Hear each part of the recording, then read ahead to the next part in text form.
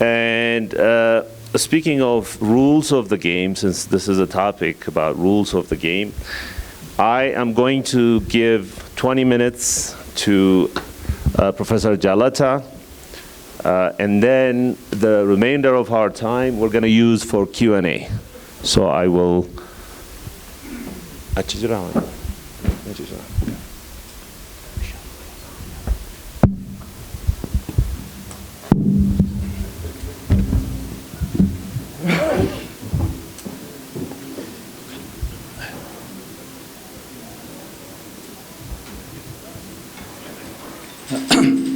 Akkam jiru.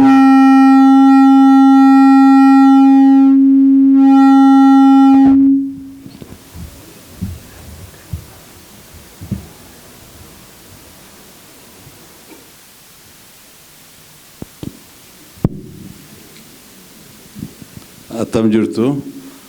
Guyyaa har'aa addanatti dhumne wal arguun kootiinyaa fi baay'een gammadaa. Bara dheeraa booddee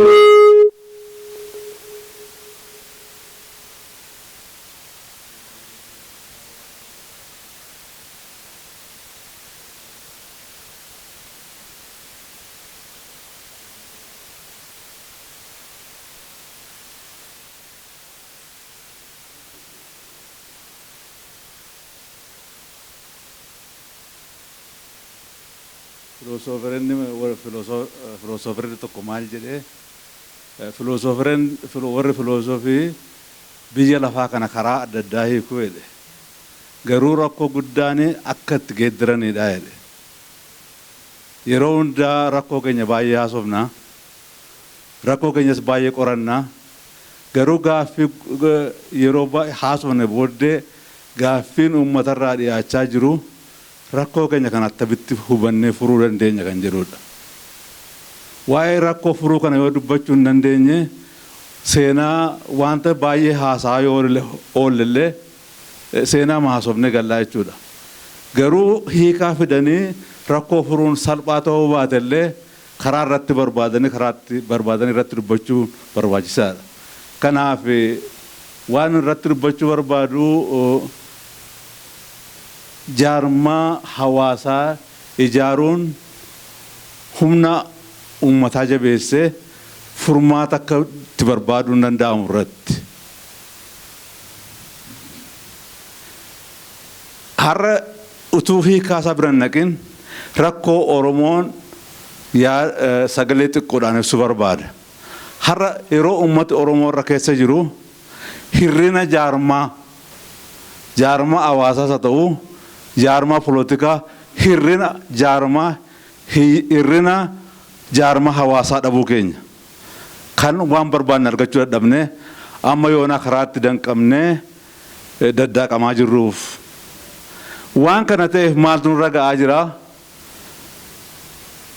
rakkoo keenya hiikkachuu karaa polotikaa karaa dinagdee karaa hawaasaa furachuu dadhabne ummati keenya beelaaf dhukkubaaf iyyumaaf wallaalummaa keessatti rakkachaa jira. Dubbii guddaan amma gaa Oromoon of gaafachuu jiru akkamittiin kana keessaa cabsinee baana kan jirudha. Kanaaf kana keessaa cabsanii bahuudhaaf jaarmaa cimaa kan hawaasaas haa ta'u kan polootikaas haa ta'u jaarmaa cimaa ciniinee nyaapha isaa dugda kutee ummata Oromoo humna godhachiisee gara fuulduraatti adeemuu nu barbaachisa.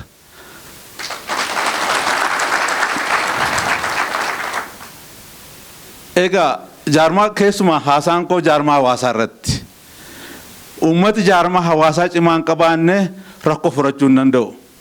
Amma ammaatti rakkoon ummati Oromoo calmadheetu warra polotikaa adeemsitutu rakkoo keenya nu hiikadhee taa'ee eega. Kun baay'ee sirrii miti. Ummati Oromoo tocha'ee eega mootummaa bira ga'ee booddee gara booddeetti deebi'ee taa'ee rafe. Maaliif kuni jaarmaa cimaa jaarmaa ciniinee kutee iddoo Oromoon barbaadu kan ittiin ga'uu dhabuudhaan. Egaa rakkoo keenyaaf kan madda ta'e karaa lama. Tokko karaa alaa. Karaa alaa kana sinuu beektu maal akka ta'e. maaltu nurra ga'ee keessa deebi'ee dubbadhu irratti baay'ee katabne irrattis baay'ee haasofne garuu rakkoo keenya kana namoonni hunduyyuu baree jira amma seena durillee badaan barree mo baree jira karaa alaa eenyu fa'itu garba nu godhatee nu fe'atee nuti taphachuu akka barbaadu hin beekne garuu kan hundumtu namni hubatee kanaafituu waggaa sadan kana tocho'ee warra nu rakkisaa jiran akka isaan nurraa badan godhe karaa keessaa nu hin galin jira rakkoon nu keessaa maddee nu hidhee morma nu qabee jiru maal akka ta'e hubachuu dhabuu keenyatu rakkoo guddaa keessa nu galchee jira kun immoo maal nu godhee ummati keenya utuu humna qabu maqaa jaarmaa cimaa jaarmaa hawaasaa dhabeef maqaa jaarmaa poolitikaa dhabeef rakkina guddaa keessa galee jira dhugaadhumatti oromoon wallaalaa ta'ee jaarmaa cimaa dhabe miti karaa alaa waan itti duulame karaa alaa waggaa 50 caalaa irratti duulame ajjeesuudhaan jaarmaa oromoo diiguudhaan facaasuudhaan waan namni alaa nu godhatu nu keessatti immoo deebi'ee hunda keenya nu miidhee jira kanarraa kan ka'ee fi ummati keenya sagaleen isaa okkaamame rakkoo isaa hiikkachuu wallaalee hidhamee ta'aa jira amma seena eega waan baay'ee hojjetee raate eega hubatee raate taa'ee ol ilaalaa jira maal goona jedhee ol ilaalaa jira kun akkan ilaalutti waan namarraa burqe tokko beekumsa bilisaa dhabuu beekumsi baay'ee salphaa miti beekumsa iddoo lamatti ilaalla tokko beekumsa kan nama doomsan afaan farajjiitti knowledge for domination kan jedhu kan garbiraan immoo knowledge for liberation kan jedhu amma akka ilaallutti knowledge kan itti nama ukkaamsan kan itti nama cunqursan ummata keenya mataa hidhee qabee jira beekota keenya nuyi warra baranna jennullee waan namni beekumsa ittiin nama miidhan mataa keenya keessa kaa'eef nullee mataa keenya nu hidhee gara fuulduraatti tocho'uu dadhabne akkuma duriitti hidhamne jira baay'ee waan tokko sanatti nama irraanfadhee afaan oromoo waan dubbadhuuf wanti kun madaa keenya waan ta'eef afaan oromoo dubbadhaa warra afaan faranjii ingilizii those of you who are only speak English. That's why I prepared this PowerPoint presentation. Please look at the PowerPoint presentation. Ega akka ilaalutti waan lamatu nurraa irratee jira akkuma jirrutti waan baay'ee deemnee dhufne karaa baay'ee deemnee dhufne beekumsa bilisaa beekumsa waan namni nyaabu mataa keenya keessa kaa'e ittiin of keessa haqne rakkoo keenya ittiin hiikkachuu barbaannutu nurraa irratee jira yoo kana qabaannetu deeper political consciousness dammaqina ga'a dammaqina ummata ol duukaa tochoosee ummata harka ol qabachiisee adeemu barbaachisa yoo kana qabaanne qofaatu jaarmaa cimaa jaarmaa hawaasaa keessumaa jaarmaa hawaasaa jaarmaa ummataa ijaaruu dandeenya jechuudha kan namaan qabaanne kanaaf beekumsa dammaqina jaarmaa cimaa ijaaruu jaarmaa hawaasaa akkana dura laallaa turetti nama yartuutu gubbaadhaati ijaaree fidee nutti waan nu kennan eegna kun ammaa kaasee dhaabachuu qaba maaliif ennaa rakkoo keenya keessa deemnee laallee kun akka nu hin baafne laalaa jirra wallaansoo uummata oromoo keessatti wallaansoo iddoo sadiitti kunne ilaaluu dandeenya bara 60 bara 70 bara 60 bara 70 keessa afaan faranjiitti beektoti ummataa yookiis immoo organic intellectuals warra jedhaman beektoti ummataa wallaansoo bifa sadiin deemsan jaarmaa bifa sadii ijaaruudhaan duraan dursee macaatuu lama ijaaran ittaan fakkeenyaa fi warri kaan immoo lafa jiranitti beektoti ummataa qawweedhaan fakkeenya baaleen naa fudhanne arministiraagalii baaleen naa fudhanne qawweedhaan kaan immoo artiidhaan yookiis immoo muuziqaadhaan arfan qalloon naa fudhanne achis tocho'anii uummata oromoo bara 60 keessa nyaabi oromoo kana waan jibbeef jaroota kana kaan ajjeesee kaan biyyaa baasee waan rakkiseef adda bilisummaa oromoo dhossaadhaan ijaaruun barbaachisaa ta'e adda bilisummaa oromoo dhossaadhaan ijaaramee waan baay'ee hojjetee bara 91 keessa biyya dhufee rakkoo guddaan isa mudate. Rakkoo guddaan kun isa mudate karaa alaas karaa keessaas nyaaphi itti duudee uummata keenya isa of hin barin jiru immoo irratti galagalchee adda bilisummaa Oromoo akka biyya kanaa ba'ee akka inni miidhamu godhe. Kun maal fide namni yeroo gaara ba'uu dadhabu dalga fiiga jedhan. Yeroo sana Oromoon iddoo meeqatti caccabee jaarmaa adda addaa caccabsee iddoo meeqatti ol caccabsee olii isaa irratti galagale.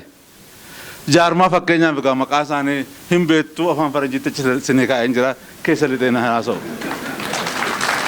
Amma kun immoo deebi'ee maaltu fidee amma ol eeguma boqonnaa aaraan olaansoon Oromoo qeerroodhaan dhufeeyyuu jarri kun ol gaararaa ol lolaa olunkutaa jiru waa'ee wanni dhiisanii kun rakkoo guddaa nutti fidee jira.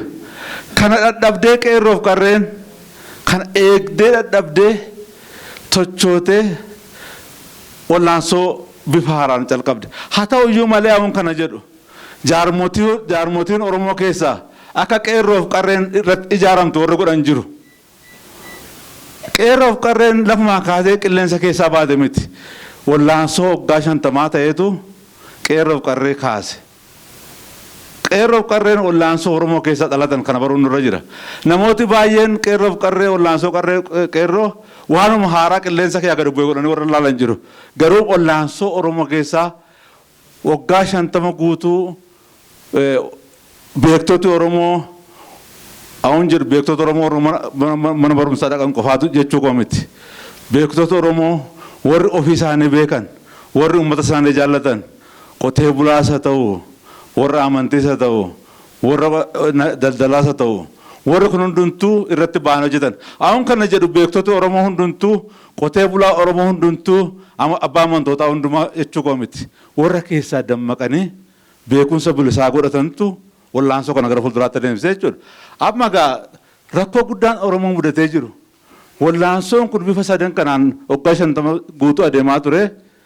Amma ammaatti Oromoon national organizational capacity kan jedhamu afaan Faranjiitti jaarmaa Oromoo ol duukaa tochoosee finiinsee nyaaba isa dura dhaabbatee rakkisu keessaas haa ta'u ala ta'u ofirraa dhaabuu hin danda'in jira. Kun egaa jaarmaa hirrina jaarmarraa waan ta'eef kanaaf akka jedhaa jechuudha. Kanaaf akkuma jedhu rakkinni Oromoo keessa jirummaa dirqaa guddaa nutti ta'ee jira.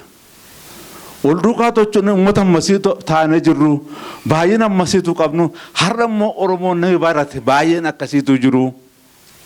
Beekota baay'eetu qabnu harki keenya hidhamee waa hojjechuu dadhabee jirra. Kanaaf gaaffii ol gaafachuun tokkoon Oromoo amma kaasee rakkoo keenya maal jedhee gaaffii ol gaafachuutu irra jira. Kanaaf uummati tokko beekumsa bilisaa yoo qabaate malee rakkoo isarra ga'u jalaa ba'uu hin danda'u. Beekumsa bilisaa qabaachuun dammaqina keenya yoo guddisaa deemne dammaqinni kun immoo aangoo jaarmaatti yoo geeddarame qofaatu rakkoo jalaa baanaa rakkoo jalaa har'a ba'uutu hin ta'in biyya cimaa biyya demokraataa kan ijaaruu dandeenyu isa kana qofaadha. Yoo kana achi rakkuma guddaa keessa lixaa deemnaa jechuudha. Egaa hawaasi keessumaa haasaan koo warra jaarmaa hawaasaati irratti hunda'a. Jaarmaa hawaasaa cimaa yoo ijaarre malee bilisas obbaafnee demokraasiis ijaaruu hin dandeenyu. Egaa gaaffii guddaan ol gaafachuu qabnu uummati keenya jaarraa 16 keessatti fakkeenyaaf madda walaabuutti ol argee ji'a 6 mari'atee gaafa karaa hundumaatti duulamu maqaa amantii lamman dha'u maqaa amantii qabatanii karaa gajjallaa karaa gararraa uummata keenyatti duulanii lafarraa balleessuuf ka'an uummati Oromoo nama isaa itti ergatee madda walaabuutti ji'a 6 guutuu mari'atee walii gale. Maa irratti walii galee jaarmaa cimaa qabaachuu qabnaa loltuu cimaa qabaachuu qabnaa yoo kana ta'e qofaatu diina karaa gararraa karaa alaa nutti dhufe ofirraa dhaabne biyya keenya deebinee ijaarree nagaan jiraachuu dandeenya jedhanii murteessan. Kana murteessanii booddee akka waggaa 50 caalaa lolisa godhanii yeroo yerootti biyya Oromiyaa jedhamtu kana dhaaban yeroo sana biyya Oromoo jedhu amma Oromiyaa jennee waamna amma gaa beekota warri sun kan ijaare beekoti har'aa kana hojjechuu dadhabne maal jettu beekoti keenya har'aa jaarmaa adda addaa dhaabanii ol bira ta'anii mari'atanii akkamittiin uummata kana beela dhukkuba iyyuma ajjeefamuu itti roorrifamuu jalaa baafne mari'achuu dadhabne qaanii guddaatu nu qabatee jira.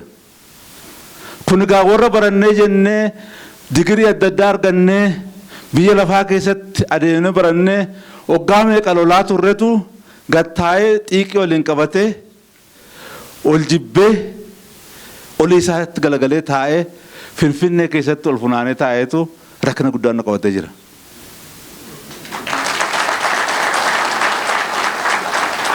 Kun immoo maaliif ta'e naa jettan hawaasa jaarmaa hawaasaa cimaa dhabuu keenyaati. Utuu jaarmaa hawaasaa cimaa qabaanne jara kana gatteessifneetu kana malee ta'uun hin danda'u jenneetu kana malee karaa garbiraan hin jiru jenneetti himuu dandeenya. Kanaan adeemuu dandeenya. Amma egaa kan nu baasu jaarmaa hawaasaa cimaa nu barbaachisaa isarratti baay'ee hojjechuun nurra jira. Beekumsa keenya guddisuu, dammaqina keenya guddisuu, jaarmaa hawaasaa cimaa ijaaruu. Egaa sa'aatiin kudhatti fagaachaa jira kanaaf gara chittan deemaa. Kana hubanneetu nuti warra ala jirru gaaffiin baay'annaan Oromoon maal gochuu qaba jennee gisee yeroo qeerroof qarreen biyya keessaa wallaansoo qabaa turan maal gochuun nurra jira jennee teenye ilaallee waa ijaarree gara fuulduraatti socho'uu danda'u nurra jira jennee Global Gumii Oromiyaa kan jedhamu ijaarre. Global Gumii Oromiyaan kun jaarmota polotikaa, jaarmota amantii, jaarmota hawaasaa, namoota dammaqina qaban hundumtuu walitti dhufanii mari'atanii rakkoo keenya akkamittiin hiikna kan jedhu geenya. Rakkoon Oromoo kan inni hiikamuu danda'u yoo ummati Oromoo hoogganoota isaa, ummati isaa, beektota isaa, abbaan amantii nama hundumtuu wal bira taa'ee mari'atee ilaa filaameen akka abbaa keenya akka haadha keenya durii yoo mari'anne malee iddoo biraa ga'uun hin ta'uu hin jiru kan jedhu akka kana duraatti anatu suu beekaa jedhanii achi gadi qofaatti namatti himuun hin jiru. Ummati hundumtuu beekaa kanaaf gumii Oromiyaa gumii akkuma beekamu gumiin Gaayyoo Boorana keessatti hojjechaa jira hundi keessan hin beektu gumii Gaayyoo irratti nama hundumtuu walitti dhufee mari'atee seera tumeetu wal duukaa hojjeta.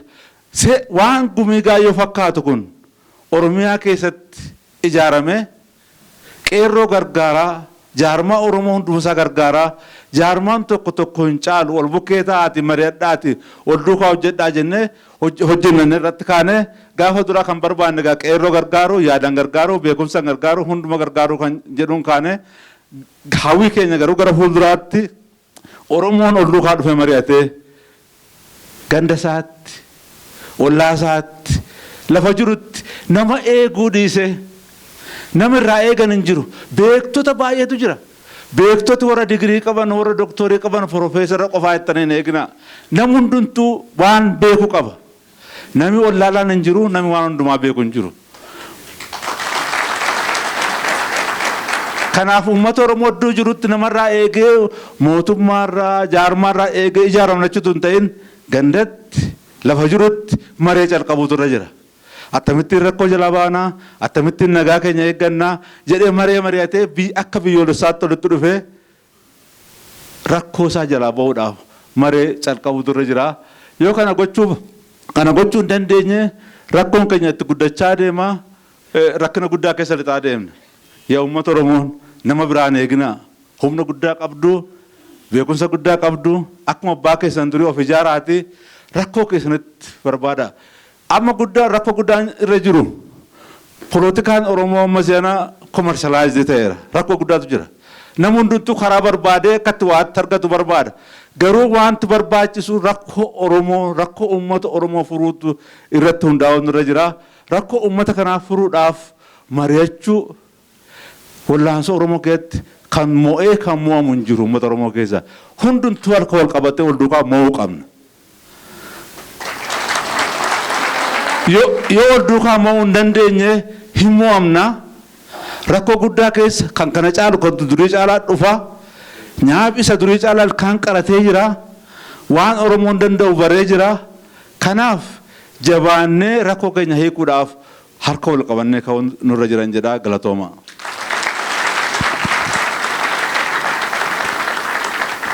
Me irra deebi'anaa galateeffadha harka tokko. Thank you, Asaffa, for emphasizing or highlighting the need for knowledge for liberation, as you called it, to build effective civic institutions for development.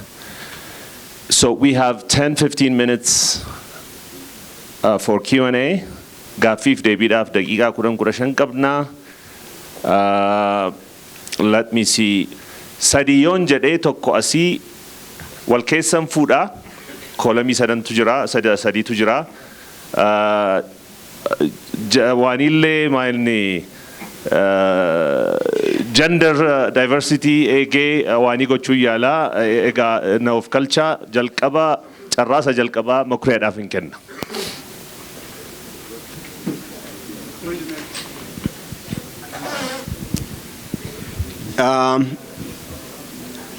Galatooma yaada kaaftanii fi yaada babbeessa kaaftanii yaada kaaftan malee hiikan laanne gulummaanii hiikan kennuu jedheera. Gadaan jira. Rabbaa gadaa jedhamanii amma biyya keessaa iddoo hundumaayyuu jiru.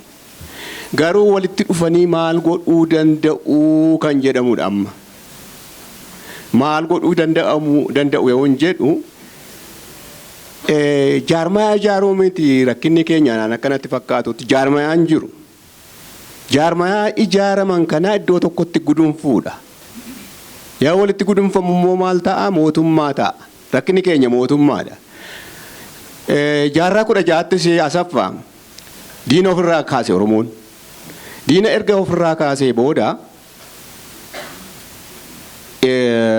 iddoo addaatti jabana sana duleessa tokkotti gidduu tokkotti mootummaa dhaabbachuun waan hin danda'amneef natti fakkaata. Mootummaa tokko hin taane iddoo tokkotti jaarmaa federeeshiniitu gadaa federeeshiniitu iddoo iddootti obbushuutti ka'e. Akkanatti fakkaatutti har'a isa ripiitii godhaa jirra. Qeerroon isuma gaafa jaarraa 16 sanaa goote diina biyyaa baafte. Diina biyyaa baafteetu gudunfuu dadhabne amma nuyi. Gudunfuu jechuun mootummaa mataa keenyaa yoo qabne qofaadha rakkina Oromoo hiikuu kan dandeenyu. Yaadnis jira. Wanni keenya rakkina qabnus barreerraa. Garuu akkamitti iddoo tokkotti amma organizationii yookiin jaarmayaa jedha anaa fi state kan jedhu sanadha. Mootummaa kan jedhu sanadha. Mootummaa sana dhaabne mootummaan Oromoodha. Dhimma Oromoo irratti akkamitti hojjetaa isa sanatti hidhuu dadhabnee kanan hin jedhani. Komentii godhuu dandeessu. Walumatti fuuneetu tartiibaan adeemsisan isaanii carraa lammataa qolamii kanaaf kennaa komiin ka'ee jira. Dargaggoon nuyi carraa argachaa hin jirru wanta jedhutu ka'e. Kanaafi mee gara duubaan adeema. Garuu dargaggoo argaan jiru baay'ee. Ayyee dhiifama naa godhaati kunnoo la. Si. Qeerroolee jechuun hin danda'amu. Si kunoo.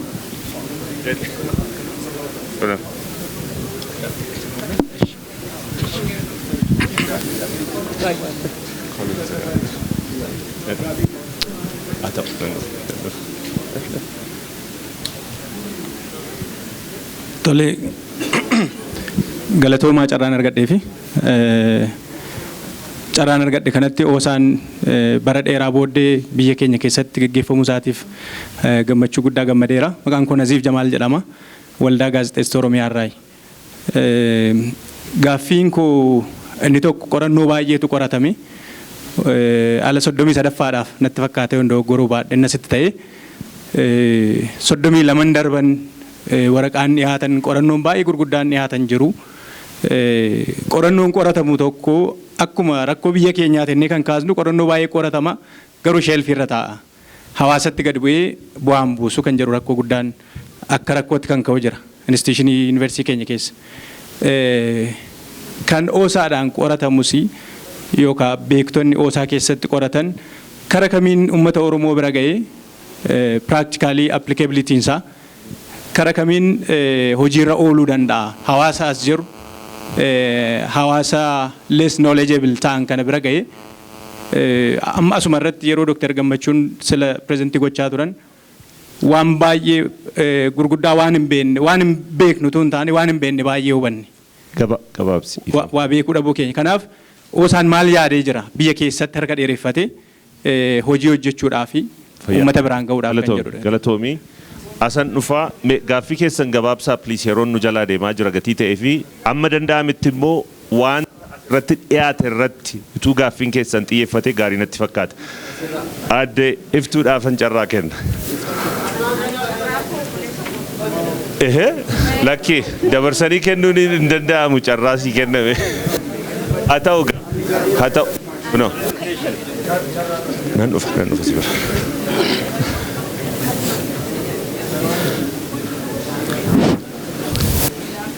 Duraan dursee sagantaa akkana bareedaa oosaa waldaa qorannoo Oromoo irratti argamuu kootiif kaaba Oromiyaa godina Kamisee irraa dhufee baay'een gammadaa. Kanatti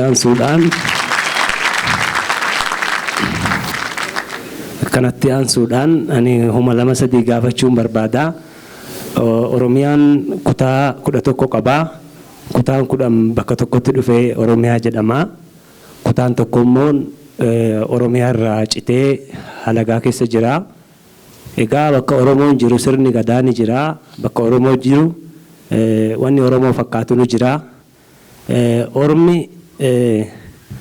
akka nu godhaa jiru hayyoonni Oromoos beektonni Oromoo mootummaan biyyoolessaas argaa jira. Kan keenya hoo rakkoo keenya saba keenya irraa cinnee bakka saniif jirruuf maal nu yaadaa jira. Tokko kana gama biraatiin biyyi Walloo jedhamu kuni bakka sadiitti bulaa. Tokko godina Kamisee godina saba Oromoo jedhamee waan xiqqoo tokko fal'aaniin nu kennanii afaan keenyaan barannee haqa ta'e tokkoof barree jirra. Inni lammaffaan